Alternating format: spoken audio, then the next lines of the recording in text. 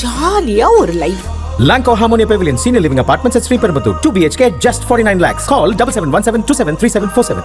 அடுத்ததாக உங்களுடைய இதயத்திற்கு இடப்பக்கம் அப்படின்னு சொல்லுவீங்க எப்பவுமே. விருச்சிக ராசி நேயர்களுக்கான ராசி பலன் பார்த்துடலாம். அவங்களுக்கு இந்த மாதம் எப்படி இருக்கு? இந்த தை மாதத்தை பொறுத்த வரைக்குமே இந்த விருச்சிக ராசிக்காரர்கள், என் இதயத்தின் இடப்பக்கம் இருக்கும் விருச்சிக ராசிக்காரர்களே, விருச்சிக ராசிக்காரர்களுக்கு தை மாதம் எப்படி இருக்கிறது அப்படின்னா, பாயிண்ட் நம்பர் 1 சூப்பராக இருக்குங்க, பிரமாதமாக இருக்கு. காரணம் என்ன அப்படின்னா, 2ஆம் இடத்துல ஒரு மனுஷனுக்கு நல்ல நேரம் வரலாம், ஆனால் இவ்வளோ நல்ல நேரம் வரக்கூடாது. ஏன்னா 2ஆம் இடத்துல யார், தனஸ்தானத்தில் யார் யாரெல்லாம் இருக்காங்கன்னு நீங்கள் நினைக்கிறீங்க, யார் யாரெல்லாம் இருக்காங்க தெரியுமா? அப்படி எழுதிக்கோங்க, பேப்பர் எடுத்து எழுதிக்கோங்க. 7 கூடிய சுக்கிர பகவான் போட்டுக்கோங்க. அந்த பக்கம் அப்படிக்கா 10ஆம் இடத்துல இருக்கக்கூடிய சூரிய பகவான் போட்டுக்கோங்க. 11 கூடிய புத பகவான் போட்டுக்கோங்க. அதுக்கடுத்து அப்படியே செவ்வாய் பகவான் ராசியாதிபதி, எல்லாருமே 2ஆம் இடத்துல இருக்காங்க. எல்லாமே இனிமே நல்லா தான் நடக்கும். அந்த மாதிரி ராசிநாதனே 2ஆம் இடத்துல இருந்து குரு பார்வையும் பெறும் பொழுது உடம்புல இருக்கக்கூடிய வியாதிகள் சரியாயிடுதுங்க. வைஷாலி, உடம்புல காலைல எந்திரிச்ச உடனே என்னன்னே தெரியல, ஒரே டயர்டாக இருக்குது. உடனே ரீல்ஸ் பார்க்கும்போது எழுந்து வா அப்படி சொல்லும்போது நம்ம எந்திரிச்சு வேலை செய்யணும்னு தோணுது. அடுத்த 5ஆவது நிமிஷம் திரும்ப மைண்டு டயர்டாயிருது. இந்த மென்டல் ஸ்டெபிலிட்டிஸ்ன்னு சொல்லுவாங்க, அதாவது மென்டல் பவர் என்ன சொல்கிறாங்களே, மென்டல் வெல்னஸ், அந்த மென்டல் வெல்னஸ் இல்லாமல் கஷ்டப்படுறவங்க ஒரே டயர்டாகவே இருக்குது சார், ஏன்னே தெரியல டயர்டாகவே இருக்குது, அவர்களுக்கெல்லாம் சரியாயிடும். இந்த விருச்சிக ராசிக்காரர்கள் ஒரு ஒரு என்னமோ ஒரு சுதந்திரம் கிடைச்ச மாதிரி ஃபீல் ஆவாங்க. என்னமோ தெரியல, ஒரே டாக்ஸிக் கம்பெனி சார், இந்த கம்பெனிலேருந்து ரிசைன் பண்ணிட்டு வீட்டில் உட்காந்துருந்தா கூட இப்போ ஜாலியாக இருக்குது சார், ஆனால் இவனுங்களோடு இருந்து என் கேரக்டரே மாற்றிட்டானுங்க சார் இவனுங்க அப்படிங்கிற மாதிரி இந்த விருச்சிக ராசிக்காரர்கள் ஒரு சுதந்திரமான உணர்வை நீங்கள் உணர்வீர்கள். சரி, அதே மாதிரி இந்த செவ்வாய் தான் உச்சமாக போகிறார் 15ஆம் தேதி. அப்போ என்ன ஆகுது அப்படின்னா, ராசிநாதனே உச்சம் போது மனசுக்குள்ள அப்படி காதல் இளமை எல்லாம் திரும்புகிறது.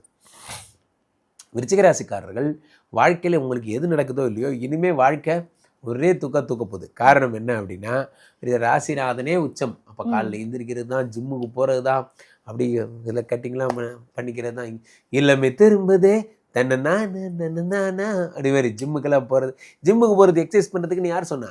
டிஷர்ட்டை போட்டு ஷார்ட்ஸ் போட்டு அப்படி போகிறதுலே ஒரு இளமையாக உணர்றீங்க, உடம்பு ஒரு ஃப்ரெஷ்ஷாக உணர்றீங்க. அதுதான் எண்ணங்கள் மாறுகிறது வாழ்க்கையில், அது பிஸ்னஸில் ரிஃப்ளெக்ட் ஆகும்.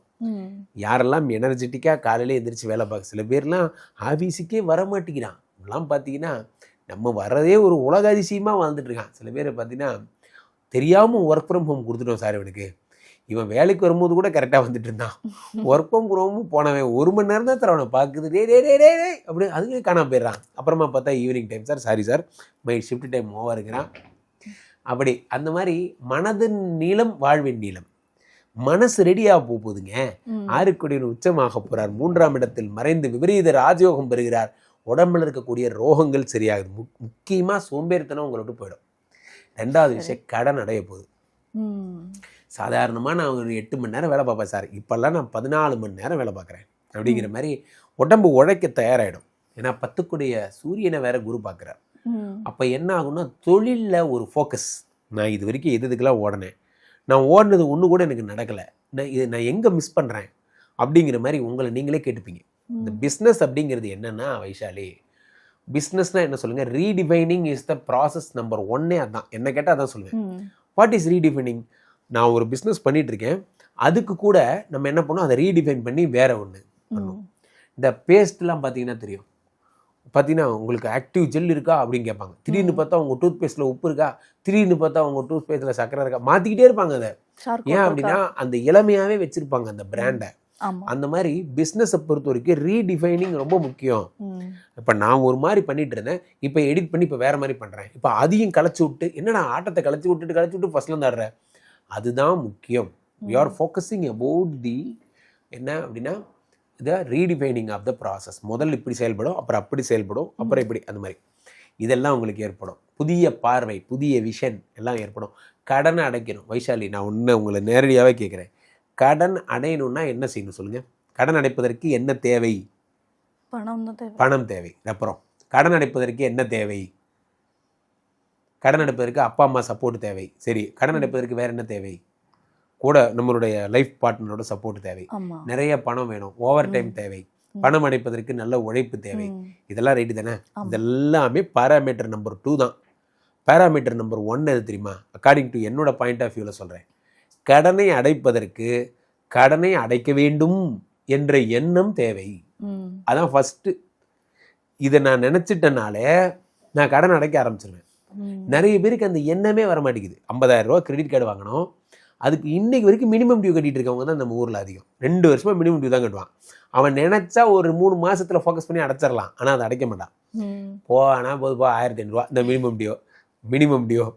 அந்த கிரெடிட் கார்டு ஒரு கட்டத்தில் நமக்கே நம்ம கட்டின காசு 50,000 மினிமம் டியூ கட்டின காசே 3 மடங்கு அதிகமாகிடும். அப்புறமா தான் நமக்கு ஒரு நாள் வெறுப்பாகி நம்ம கட்டுவோம். அதுதான் அந்த மாதிரி தான். இப்போ 6 கோடியின் உச்சம் பெறும் பொழுது கடனை அடைக்கிறதுக்குன்னே உங்கள் மைண்டு செயல்படும். இப்போ நான் வந்து இந்த டென்ஷன்லேருந்து வெளியே வர போகிறேன், இனிமேல் நான் வந்து 2020 எந்த கமிட்மெண்ட்லையும் இருக்க மாட்டேன், நேரே போ நேரே வா, அவ்வளோதான், வேறு எந்த கமிட்மெண்ட்லையும் இருக்க மாட்டேன் போன்ற உங்களுக்கு நீங்களே கைவிலங்கு போட்டுக் கொள்வீர்கள். இதெல்லாம் தான் பெரிய விஷயம். வாழ்க்கையில் நம்மளை யாரும் ஒன்றும் கேட்கல. இந்த 6 கோடியின் 3ஆம் இடத்துல விபரீத ராஜயோகம் பெறும்போதே ஆட்டோமேட்டிக்காக என்ன ஆகிடுது? நீங்கள் அடுத்த படிநிலைக்கு சென்று விட்டீர்கள். அதான் முக்கியமான விஷயம்.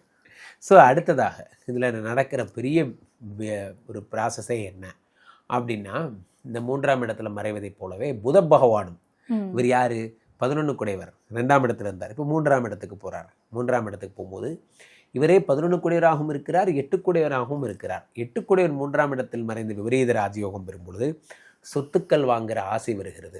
கடன் அடைச்சிட்டோம், அடுத்து என்ன பண்ண போகிறோம்? வர்றதெல்லாம் இன்வென்ட்ரி தான். அந்த இன்வென்ட்ரி என்ன பண்ண போகிறோம்? நம்ம சொத்து சேர்த்த போகிறோம். அடுத்த உங்களுடைய எண்ணம் எப்படி போயிடுச்சு? சொத்து சேர்த்துணும்னு போயிடுச்சு. அடுத்து நீங்கள் டெவலப் ஆக ஆரம்பிச்சிட்டிங்க.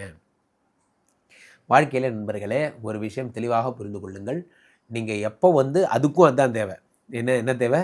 சொத்து சேர்த்தணும் அப்படிங்கிற எண்ணம் தேவை. அதான் முக்கியம். நான் என் பர்சனல் அனுபவத்தில் சொல்கிறேன். முதலாக எஃப்டி போடணும்னு எனக்கு ஒரு எண்ணம் வந்தது. அந்த எண்ணம் வரும்பொழுது வரைக்கும் அது ஒரு பெரிய எட்டாக்கனியாக இருந்தது. எவ்வளோ வேணால் எஃப்டி போடலாங்கிறது தெரிஞ்சதுக்கப்புறம் கொஞ்சம் கொஞ்சமாக போட ஆரம்பிச்சதுக்கப்புறம் தான் எஃப்டி மேலே ஒரு ஆசையே வந்தது. ஒரு கட்டத்தை திரும்பி பார்க்க போகும்போது நிறைய எஃப்டி ஆயிடுச்சு. நாங்கள் எதுவுமே சேமிக்கிறதா இருந்தாலும் சரி, சொத்து சேர்க்கிறதா இருந்தாலும் இந்த கிரகங்கள் உங்களுக்கு அந்த எண்ணத்தை தூண்டும்.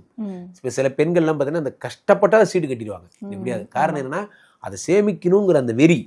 இந்த 10 மாதத்துக்குள்ளே அந்த 20 மாதத்துக்குள்ள அந்த அமௌண்ட்டை எடுத்து பொண்ணுக்கு கல்யாணம் பண்ணுறது, அந்த மாதிரி திட்டமிடுவாங்க. அதுதான் பெரிய விஷயமே. அப்போது இந்த விருச்சிக ராசிக்காரர்கள் தை மாதத்துலேருந்து சேமிக்க போகிறீங்க. தை மாதத்துலேருந்து பணம் வரப்போகுது, கடன் அடைய போகுது, பிரமாதம்.